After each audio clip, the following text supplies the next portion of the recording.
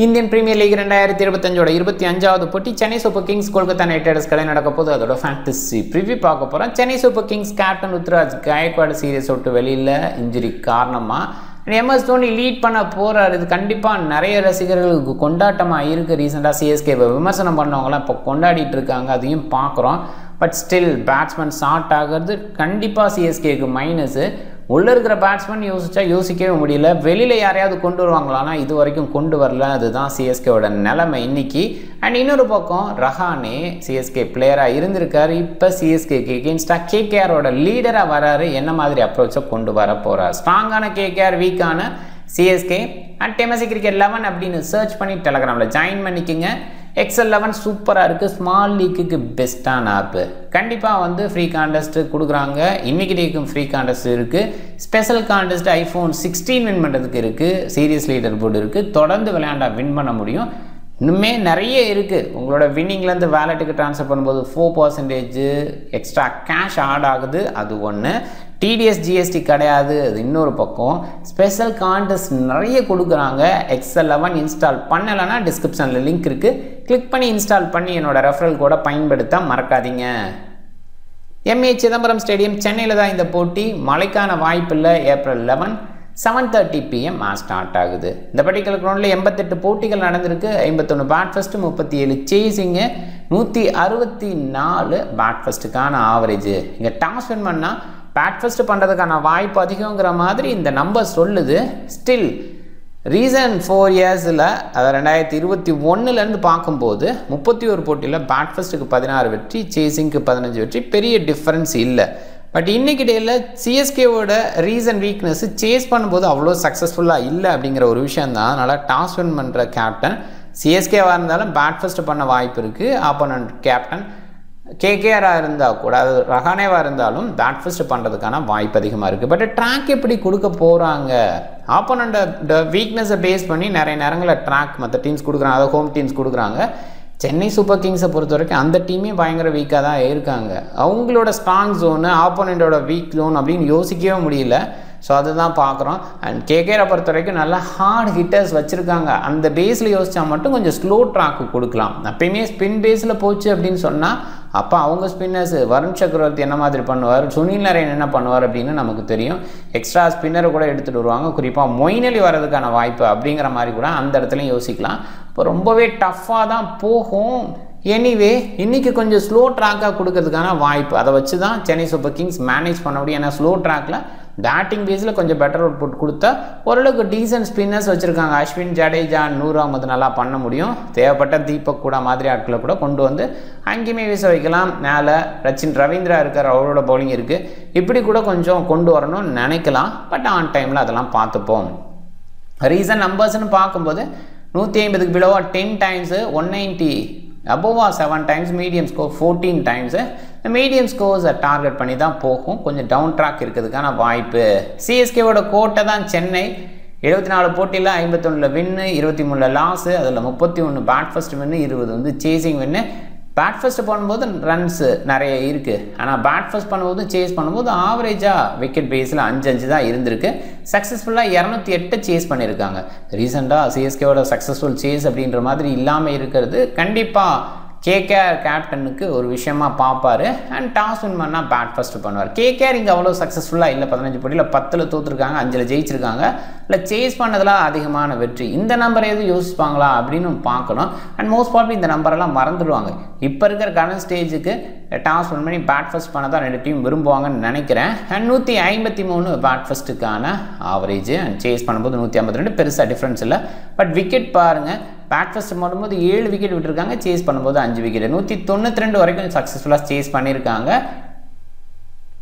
And recent நம்பரை பாருங்கள். சென்னையில் ஒரு சில நேரங்களில் பெரிய ஸ்கோர்ஸும் வந்திருக்கு. ரீசெண்டாக கொஞ்சம் டவுனாக இருக்கிறத பார்க்குறோம். 196, 183 அப்படி இருந்தாலும் கடந்த 2 போட்டியில் இருந்திருக்கு. அதையுமே மைண்ட் பண்ணிக்கோங்க. சென்னை சூப்பர் கிங்ஸு கேப்டன் இல்லாமல் என்ன பண்ணுவாங்க? புது கேப்டன் எம்எஸ் தோனி, புது கேப்டன்கிறோட ரொம்ப நாள் சிஎஸ்கேவை லீட் பண்ணியிருக்காரு. சக்ஸஸ்ஃபுல்லாக லீட் பண்ண ஒரு கேப்டன். ஓவராலாக இந்தியாவை எப்படி லீட் பண்ணார் எல்லாமே தெரியும். ஒரு காம் கூல் கேப்டன். ரொம்ப இக்கட்டான சூழலில் தான் இவர்கிட்ட அந்த கேப்டன்சி வந்திருக்கு. அதை எடுத்துகிட்டு பெட்டராக பண்ணுவாரா அப்படின்ற அந்த கேள்வி வருது. பட் பிளேயர் பெஸ்ட்டாக இல்லைங்கும்போது அவர் என்ன பண்ண முடியும் அப்படின்ற அந்த கேள்வியும் வருது. குறிப்பாக டாப் ஆர்டரில் ருத்ராஜ் கைக்வாட் இல்லைங்கிற இடத்துல ஆண்ட்ரூ சித்தார்த் எடுத்துடுவாங்கன்னு என்னொன்று கணிப்பாக இருக்குது. வான்ஸ் பேடி கொஞ்சம் ப்ராக்டிஸ் பண்ணிகிட்டு இருக்கார். Vansh Bedi wicket keeper, middle order batter. ஒருவேளை அவர் வர மாதிரி இருந்தால் ரவீந்திர ஜடேஜாவுக்கு அடுத்தோ ரவீந்திர ஜடேஜாவுக்கு மேலேயோ வரலாம். விஜய் சங்கர் நம்பர் 3, சிவம் துபே நம்பர் 4, அதுக்கப்புறம் வான்ஸ் பேடி இப்படி யோசிக்கலாம். விக்கெட் கீப்பர் பேட்டர் ஓரளவுக்கு ஹார்ட் ஹிட்டிங் எபிலிட்டி இருக்குது அப்படிங்கிற மாதிரி சொல்கிறாங்க. பட் அவ்வளோவா பார்த்தது இல்லை. இன்னொரு பக்கம் ஆண்ட்ரூ சித்தார்த் பிளேஸ் இல்லை, அது ருத்ராஜ் கைக்வாட் பிளேஸ் இல்லை, ஷேக் ரஷீதை வந்து கொண்டு வரலாம். இது ஒரு நல்ல சாய்ஸு. டேரெக்டாக யோசிச்சா அப்படி தான் யோசிச்சாகணும். இல்லை மாற்றி பெட்டராக யோசிக்கலாம். எமர்சோனுடைய ஆங்கிள் அவர் வந்து கொஞ்சம் ப்ராடாக திங்க் பண்ணுவார். ஸோ லாங் டேர்முக்காக யோசிப்பார். அந்த மாதிரி யோசித்தா ரசீதை யோசிக்காமல் ஆண்ட்ரூ சித்தார்த்தையும் எடுத்துகிட்டு வரலாங்கிறது என்னோட கணிப்பாக இருக்குது. இல்லை அந்த பிளேஸில் தீபக் ஹூடா, எக்ஸ்பீரியன்ஸான ராகுல் திரிபாதி இப்படி எதுவும் பழையபடி யோசிச்சாங்கன்னா அதுக்கு ஒன்றும் பண்ண முடியாது. அவங்களே யாராவது ஒருத்தர் இருக்கலாம். தீபக் ஹூடா போனால் ஒரு பாயிண்ட் ப்ளஸ்ன்னு சொல்லுவேன். ஆஃப் பிரேக் பவுலிங் இருக்குது. கேகேஆர் கேகன்ஸாக கொஞ்சம் யோசிக்கலாம். அப்படி ஒரு விஷயம் நான் நம்பர் 3 தீபக் ஹூடா அப்படின்னு யோசிக்கலான்னு தான் தோணுது. நல்ல ஹிட்டராக இருந்திருக்கார். ரீசெண்டாக அவரோட ஃபார்ம் டோட்டலாகவே இல்லாமல் இருக்குது. அதுதான் மைனஸு. சென்னை சூப்பர் கிங்ஸுக்கு அவர் வரும்போது கண்டிப்பாக பெட்டர் ஃபார்மோட வெளியில் போவார் அப்படிங்கிற அந்த எதிர்பார்ப்பு இருந்தது. முதல் 2 போட்டியில் இருந்தாலும் வாய்ப்பு கொடுத்தாலும் பயன்படுத்திக்கல. அடுத்தடுத்து அவர் வெளியில் போக வேண்டிய சூழல். நிறைய விமர்சனம் வந்து அவரை வெளியில் வச்சுட்டாங்க அப்படிங்கிற அந்த ஒரு விஷயம் இருக்குது. நிறைய நேரங்களில் பேக் பண்ணிட்டு தான் போவாங்க. விளையாடவே இல்லை அப்படின்னா கூட அந்த பிளேயரை தொடர்ந்து எடுத்துகிட்டு போவாங்க. அதுக்கு முக்கியமாக சென்னை சூப்பர் கிங்ஸ் ஜெயிச்சுக்கிட்டு இருந்தால் தான் அந்த ஒரு விஷயம் ஓகே. பட் தோக்குறாங்க அப்படின்ற வகையில் ட்ராப் பண்ணது ஓகே. இன்றைக்கி போட்டியில் என்ன பண்ணுவாங்கன்னு பார்க்கணும். கான்வே, ரவீந்திரா, விஜய் சங்கர்ஸ் இவங்க பார்த்தா எல்லாருமே பிளேயர், நல்ல பிளேயர்ஸ், அதில் டவுட்டே இல்லை. T20க்கு ஏற்ற பிளேயர்ஸா அப்படின்னு கேட்டால் அந்த இடம் ஒரு கேள்வி தான். ஏன்னா இவங்க எல்லாருமே ஸ்ட்ரைக் ரேட்டில் பெஸ்ட்டாக இல்லை. இப்போ இந்தியன் ப்ரீமியர் லீக்லாம் பயங்கரமாக போயிட்டுருக்கு அப்படிங்கிற நிலமையில் இவங்க ஸ்ட்ரைக்கு குறைவாக விளையாடுறாங்க. அதே தான் ஜடேஜா சைடுன்னு சொல்லணும்.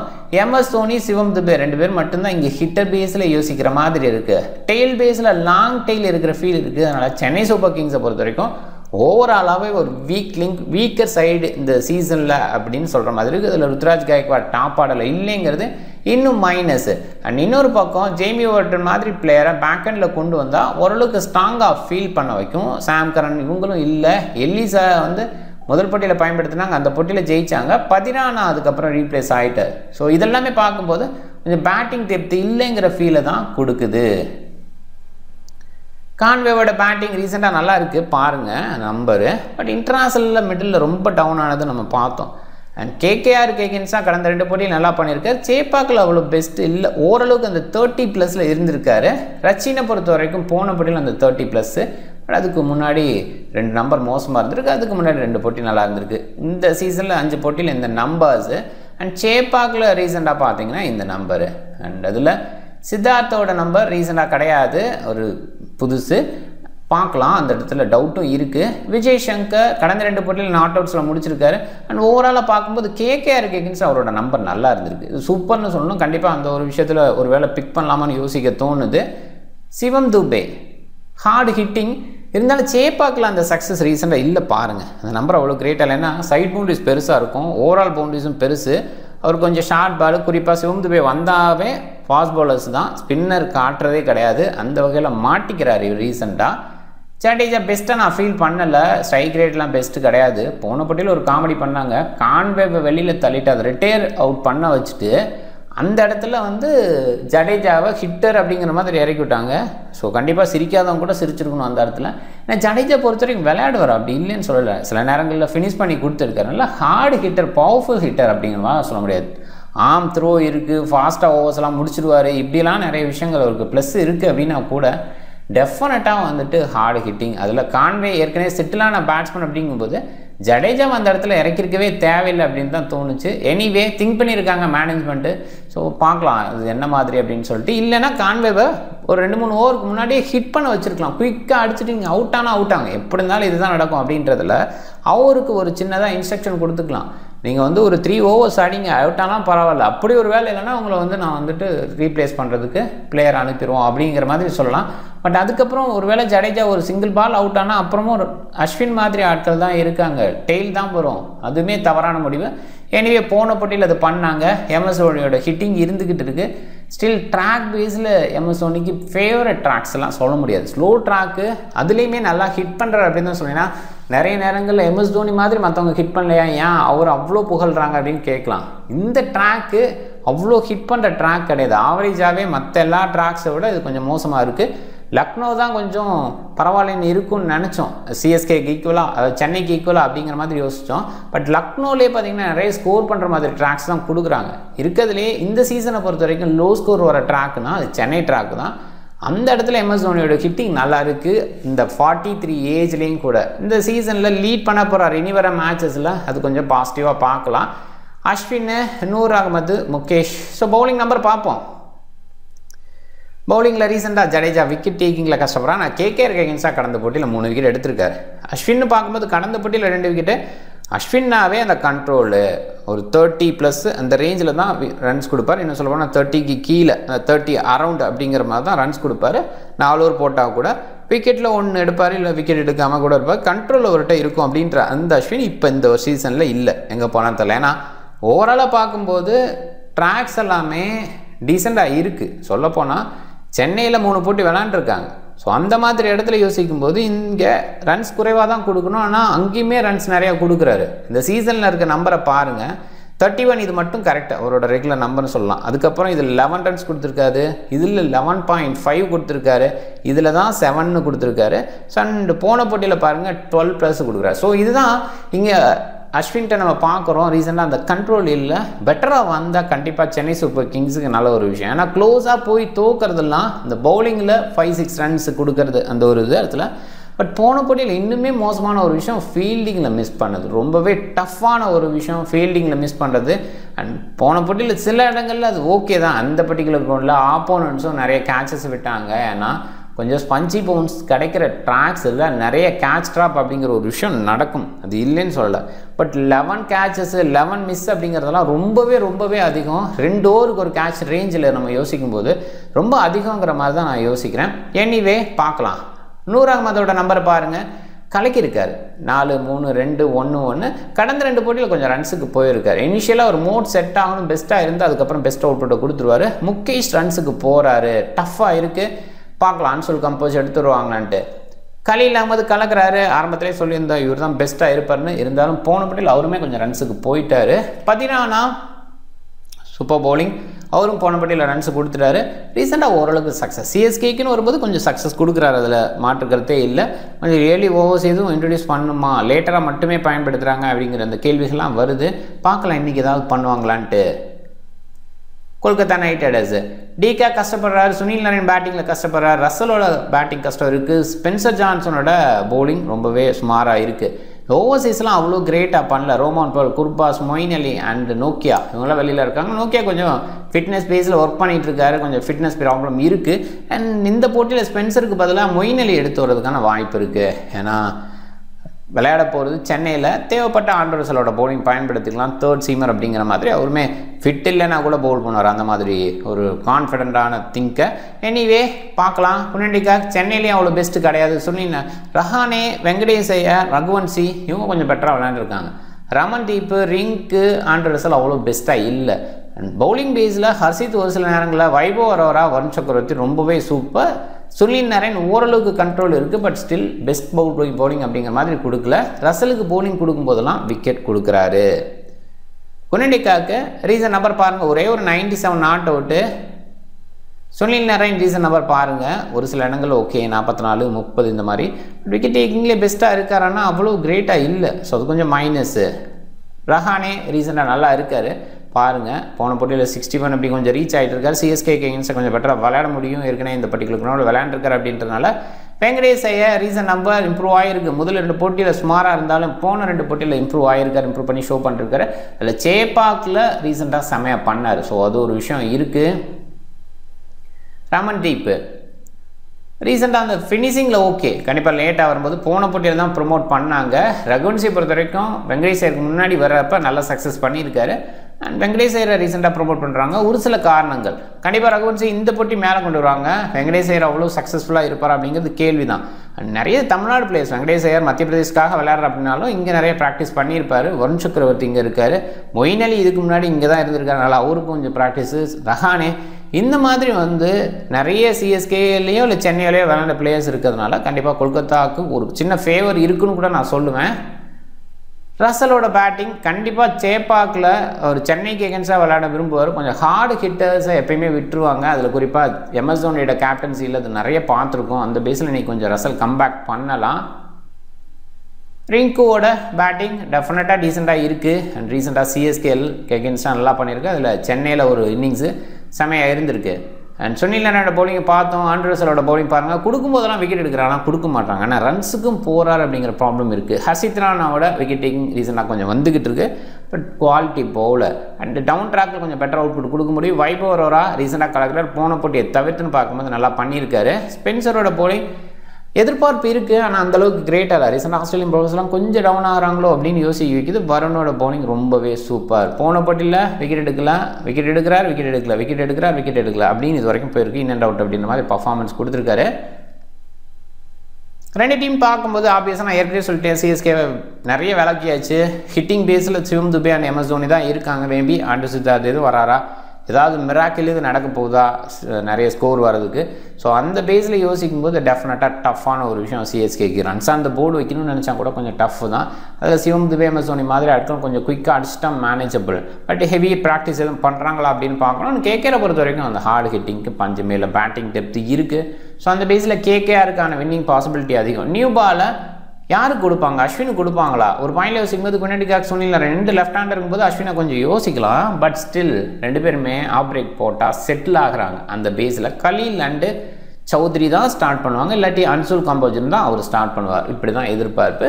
பாசிபிளாக 4 ஓவர்ஸ்க்கு அப்புறம் மேபி இது விக்கெட் விழாமல் இருந்ததுன்னா அந்த இடத்துல அஸ்வினை கொஞ்சம் யோசிப்பாங்க. நான் ரெண்டு லெஃப்ட் ஹேண்டர்ஸுங்கனால மிடில் பேஸில் வெக்கனைஸ் ரிங்குலாம் இருக்காங்க. ஸோ அதுமாதிரி பார்க்கணும். லெஃப்ட் ரைட் காம்பினேஷன் கொஞ்சம் மெயின்டைன் பண்ணலாம். பவுண்டரி டைமென்ஷன்ஸ் லெஃப்ட் ரைட் எப்படி குறைவாக இருக்கா அதிகமாக இருக்கா இதையும் கொஞ்சம் பார்த்துங்க. ஸோ அந்த மாதிரி பேஸ்லையும் யோசிப்பாங்க. ஸோ எனிவே அண்ட் மிடில் ஓவரில் 100 ஆகும்போது ஜடேஜாவை லேட்டாக கொண்டு வராங்க. இந்த 6 பவுலர்ஸ் அப்படிங்கிற ஒரு விஷயத்த கண்டிப்பாக ஸ்டிக் பண்ணுறாங்க. ரவீந்திரா பவுல் பண்ண முடியும்னா கூட பவுல் பண்ணுறதில்ல. அதே மாதிரி விஜய் சங்கரோட பவுலிங், சிவம் துபேயோட பவுலிங் அப்படின்னு இருக்கிறதில்ல. ஒருவேளை சிவம் துபே இன்றைக்கி இம்பாக்ட் சப் மாதிரி இல்லாமல் இருந்தால் ஒரு ஓவர் 2 ஓவர் எதுவும் கிடைக்கலாம். கேகேஆர் சைடும் பார்க்கும்போது நியூ பாலை ஸ்பென்சர் ஜான்சன் எடுத்துக்கிறார். பாசிபிளாக இன்றைக்கி மொயின் அலி இருந்தால் நியூ பாலை மொயின் அலி எடுத்து வீசுவார். இதை நம்ம எதிர்பார்க்குறோம். அண்ட் இன்னொரு பக்கம் வைபவ் அரோராவோட பவுலிங் இருக்கும். ஹர்ஷித் ராணா லேட்டாக வரலாம். அண்ட் ரசல் பவர் பிளே எண்ட்லேயோ இல்லை பவர் பிளேக்கு அப்புறமோ சில நேரங்களில் 13-14 ஓவர் அந்த ரேஞ்சில் பயன்படுத்துகிறாங்க. கொஞ்சம் பெட்டர் பவுலிங் மற்றவங்க கொடுத்தா ரசல் பக்கம் அதிகமாக போகிறதில்ல அப்படின்னு நம்ம சொல்லலாம். சுனில் நாராயண பவுலிங்கு மிடில் பேஸில் நிறைய லெஃப்ட் ஹேண்டர்ஸ் இருக்காங்க. டெஃபினட்டாக மிடில் கண்டினியூவாக வீசுறதுக்கும் வாய்ப்பு இருக்குது. பவுலிங் ஆப்ஷன் நான் ஏற்கனவே சொல்லிட்டேன். இந்த 6 ஆப்ஷன்ஸ் அதில் 100 ஆகும்போது கலீல் அண்ட் பதிரானா மோஸ்ட்லி முழுமையாக வீசிடுறாங்க. முகேஷ் அண்ட் பதிரானா எண்டில் இல்லை கலீல் அண்ட் பதிரானா எண்டில் இருப்பாங்க. இந்த சைடுன்னு பார்க்கும்போது ரசல் மட்டும் பார்க்கணும். ஏர்லியாக மற்ற எல்லாரும் நல்லா வீசினா ரசலோட ஓவர் குறையும். ஒருத்தர் வந்து ஓவர் சரியாக வீசலை அப்படின்னா ரசலோட ஓவர் கொஞ்சம் அதிகமாகலாம். Russell and Harshit Rana end ஓவரில் இருக்க வாய்ப்பு. சிஎஸ்கே பயங்கர அட்வான்டேஜ் இருக்கிறாங்க. ஹெட் ஹெட்னு பார்க்கும்போது 19-10 அப்படிங்கிற மாதிரி கேகேஆருக்கு எகென்ஸ்டாக இருந்திருக்காங்க. அதில் பேட் ஃபர்ஸ்ட் பண்ணும்போது 8 வெற்றி, சேஸ் பண்ணும்போது 11 வெற்றி அப்படின்னு இருக்காங்க. அதில் பேட் ஃபர்ஸ்ட்டில் கேகேஆர் அதிகமாக ஜெயிச்சதே இல்லை. ஸோ அந்த ஒரு விஷயம் இன்றைக்கி கொஞ்சம் யோசிப்பாங்க. ஏன்னா சிஎஸ்கே பொறுத்த வரைக்கும் இப்போதைக்கு சேசிங்கில் கேஸ் அப்படிங்கிற மாதிரி இருக்காங்க. பட் அந்த இடத்துல இப்போ கேகேஆர் பேட் ஃபர்ஸ்ட்டு தான் பண்ணணும். ஆனால் பேட் ஃபர்ஸ்ட்டு சிஎஸ்கேக்கு எகென்ஸ்டாக பெருசாக ஒர்க் ஆகவே இல்லை. கிட்டத்தட்ட 29 போட்டி, அதில் ஒரு போட்டியில் மட்டும்தான் பேட் ஃபர்ஸ்ட் மூலமாக ஜெயிச்சிருக்காங்க. அப்படிங்கும்போது ஸோ அது கொஞ்சம் டஃப்பாக போகும். என்ன மாதிரி டிசைட் பண்ணுவாங்க இந்த இடத்துல டாப் டிசிஷன் மற்ற எல்லாரும் எதிர்பார்க்கறதோடு அவங்க பார்த்து யோசிப்பாங்களோ அப்படின்னு தோணுது. சிஎஸ்கே ரீசெண்டாக ஜெயிக்கல, ஒரே ஒரு போட்டி தான் 5 போட்டியில். அதை பார்க்குறோம் இந்த சீசனோட ஸ்டார்ட்டில். கேகேஆர் ரீசெண்டாக 2 போட்டியில் ஜெயிச்சிருக்காங்க 5 போட்டியில். இந்த 2 டீம் கடையில் பார்க்கும்போது ரீசெண்டாக CSK KKR CSK KKR CSK CSK CSK இப்படி தான் போயிருக்கு. அண்ட் ஓவராலாக பார்க்கும்போது கேகேஆர் ரீசெண்டாக கொஞ்சம் டவுன் ஆகிருக்காங்க. மொத்தமாகவும் சிஎஸ்கே தான் டாமினேட் பண்ணியிருக்காங்க. சிஎஸ்கேவோட ஹோம் அப்படிங்கிற ஒரு விஷயத்தை தவிர்த்துன்னு பார்த்தா கேகேஆர் ஆன் பேப்பரில் ரொம்ப ஸ்ட்ராங்காக இருக்காங்க. கேகேஆர் வின் பண்ணுறதுக்கான வாய்ப்பு ரொம்ப அதிகம். டாப் 4 டீம் குனடிகாக், சுனில் நரேன், கான்வே, ரவீந்திரா கண்டிப்பாக கொஞ்சம் ஸ்லோ நேச்சர் ட்ராக்காக இருக்க வாய்ப்பு. அப்போ ஓப்பனர்ஸ் கண்டிப்பாக டீசெண்டாக ஸ்டார்ட் பண்ண. பட் இனிஷியலாக ஸ்விங் அந்த ஜீ பிரேஸ் இந்த மாதிரி விஷயத்தை கொண்டு வந்து எடுத்துக்கலாம். அது மட்டும் இருக்குமான்னு பார்க்கணும். சிவம் துபே ஸ்பின்னர்ஸை ஹேண்டில் பண்ணுவார். அது வகையில் ரவீந்திர ஜடேஜா டாப் ஆர்டர்லாம் கொலாப்ஸ் ஆகும்போது பேட்டிங் பவுலிங் ரெண்டுமே வந்து ஜடேஜாவில் கொடுக்க முடியுங்கும்போது அதை கொஞ்சம் ட்ரை பண்ணலாம். ரசல், அஸ்வின் இவங்க 2 பேரும் நல்ல ஆல்ரவுண்டர்ஸு. ஹர்ஷித் ராணா, நூர் அகமது, கலீல், வருண் சக்கரவர்த்தி, பதிரானா அவங்கெல்லாம் நல்ல பவுலிங் ரீசெண்ட் டேஸில் கொடுத்துட்ருக்காங்க. பிக் பேஸில் அஸ்வின், முகேஷ் சௌத்ரி, வைபவ் ஒராரா, ஸ்பென்சர் ஜான்சன் இந்த பவுலர்ஸை தான் குறைவாக பிக் பண்ணியிருக்காங்க. நீ கொஞ்சம் பவுலிங் பேஸ்லேயே போகலாம். ரீசெண்டாக பவுலிங் பாயிண்ட் +5 அப்படிங்கிற மாதிரி ட்ரீம் 11 இன்க்ரீஸ் பண்ணியிருக்காங்க. முன்னாடி 25 வந்து விக்கெட் எடுத்தால் கிடைக்கும். இப்போ வந்து 30 பாயிண்ட் அப்படின்னு சொல்லியிருக்காங்க. இந்த போட்டியிலேருந்து தான் அந்த ஒரு விஷயத்தையும் சொல்லியிருக்காங்க. ஓரளவுக்கு இது ஓகே தான். ஸ்டில் பேட்டர்ஸுக்கு தான் ஃபேவர் அந்த பாயிண்ட் அப்படிங்கிறதுல மாற்றுக்கிறதே கிடையாது. இதை கொஞ்சம் பவுலர் பேஸில் யோசிக்கலாம். இந்த ட்ராக்கு கொஞ்சம் டவுனாக இருக்கும், கொஞ்சம் ஸ்கோர் வராது அப்படிங்கிற அந்த பேஸில் Sunil Naren, Rachin Ravindra, Rahane captain, vice captain நிறைய பேர் யோசிச்சிருக்க கேப்டன்ஸு. அதில் குவிண்டிகா, கான்வே அண்டு ரவீந்திர ஜடேஜாவை யோசிக்கலாம். நான் ரவீந்திர ஜடேஜாவை யோசிக்கிறதுக்கு காரணம் டாப் ஆர்டர் அவ்வளோ கிரேட்டாக இல்லை அப்படிங்கிறது தான். கான்வே இன்னிங்ஸை பில்ட் பண்ணுவார், குவிண்டிகாக்கு இன்னிங்ஸ் பில்ட் பண்ண முடியும் அப்படிங்கிறது தான். விக்கெட் கீப்பர் பாயிண்ட் எடுக்கலாம், பட் ஸ்டில் சிஎஸ்கேக்கு அகேன்ஸ்டாக பெஸ்ட் சக்ஸஸ்லாம் கொடுக்க மாட்டான்னு நம்புகிறேன். கான்வே நல்ல சாய்ஸு, குவிண்டிகாவை நான் மிஸ் பண்ணணும்னு நினைக்கிறேன். இன்றைக்கி டேயில் கைக்வாட் இன்றைக்கி போட்டியில் இல்லை. ரஹானே டீசன்ட் சாய்ஸு, ரச்சின் ரவீந்திரா கொஞ்சம் கன்சிடர் பண்ணலாம். சிவம் துபே யோசிக்கிற மாதிரி தான் இருக்குது. பட் சிஎஸ்கேல சென்னையில் அவ்வளோ பெஸ்ட்டாக இல்லை. அதை பார்க்குறேன், அந்த பேஸில் வேண்டான்னு யோசிக்கிறேன். வெங்கடேஷ் ஐயரை இந்த பவுண்டரி டைமென்ஷன் பேஸில் மிஸ் பண்ணணும்னு நினைக்கிறேன். ரகுவன்சியை ஒரு சில டீம்ஸில் ட்ரை பண்ணுங்கள். ஆனால் பேட்டிங் ஆர்டரில் அவர் முன்ன பின்ன வரதுனால ஸ்மால் லீக்கில் ட்ரை பண்ணுறது ரிஸ்க்கு தான். விஜய் சங்கரனை கொஞ்சம் யோசிக்கலாம். ஆப்போனன்ட்ஸ் கேகேஆருங்கிறனால கேகேஆருக்கு எகென்ஸ்டாக அவரோட சக்ஸஸ் நல்லா இருக்குது அப்படிங்கிறதுனால ஆல்ரவுண்டர் நரேன், ஜடேஜா, ரசலை ஒரு சில டீம்ஸில், அஸ்வினை ஒரு சில டீம்ஸில், ரமன்தீப்லாம் வேண்டாம் அவ்வளோவா இல்லை.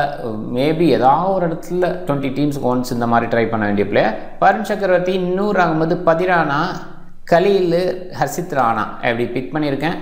அண்ட் இதில் ஸ்பென்சருக்கு பதிலாக மேபி வைபவ் ஒராரா நல்லா பண்ணுறதுனால அவர் கொஞ்சம் யோசிக்கலாம். இன்னொரு பக்கம் மொயின் அலி வந்தால் அவர் கொஞ்சம் யோசிச்சு ஆகணும். ஏன்னா லெஃப்ட் ஹேண்டர் சிஎஸ்கே சைடு நிறைய இருக்கிறதுனால அவரோட போலிங் இம்பார்ட்டண்டாக இருக்குது. இதுக்கு முன்னாடி இங்கே நிறைய ப்ராக்டிஸ் ஆகிருக்கு, நிறைய விளையாண்டுருக்கார் அப்படின்ற அந்த இடத்துலையும். அண்ட் பேட்டிங்கில் வந்தாலும் டீசன்ட் கான்ட்ரிபியூஷன் கொடுக்க முடியுங்கிற இடத்துலையும்.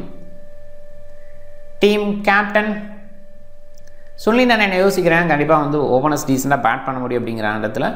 அண்ட் இனிஷியலாகவே பெரிய டிஸ்டர்ப் பண்ணுற மாதிரி ஆள் இல்லை. கலீல் நல்லா பண்ணுறாரு அப்படின்னா கூட அந்த இடத்துல யோசிக்கிற மாதிரி இருக்குது. ஜடேஜாவை வைஸ் கேப்டன் நான் ட்ரை பண்ணுறேன். ஸோ கான்டெஸ்ட்லாம் பாருங்கள், சூப்பராக இருக்குது. ₹60 ஐஃபோன் 16 வின் பண்ணுறதுக்கான கான்டெஸ்ட்டு. ஸோ டீசெண்டான grand leagues, 5 lakh grand league. அது இல்லாமல் ஃப்ரீ கிவ் அவே பாருங்கள், 25,000க்கான ஃப்ரீ கிவ் அவே பயன்படுத்திக்கங்க.